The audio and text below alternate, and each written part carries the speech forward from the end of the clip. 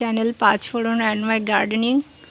আর দেখুন সিজেনিয়ামগুলো, আর একটা গাছের কাছে চলে এসেছি। দেখেন ঘন্টা জবা, এই যে ঘন্টার মতো দেখতে জবাগুলো, একটা অন্য ধরনের, স্বাভাবিক জবার মতো নয়, দেখতে দারুণ লাগে। একটা অনবদ্য কালার, হলুদ আর লাল দিয়ে পাঞ্চ করা, আর ঠিক ও ঘন্টার মতো, যার জন্য নামটা হয়েছে ঘন্টা জবা। ছোট্ট একটা গাছ, অনেক বড় গাছ ছিল, সেটারই ডাল কেটে বসিয়েছিলাম বর্ষার আগে, সেই জন্য এটা একটু ছোট। আমার একটা বড় গাছ ছিল, সেখান থেকে এই ডালটা সংগ্রহ করেছি। এই যে আমার ডোডো এসে গেছে, আমি যেখানে থাকবো থাকবে।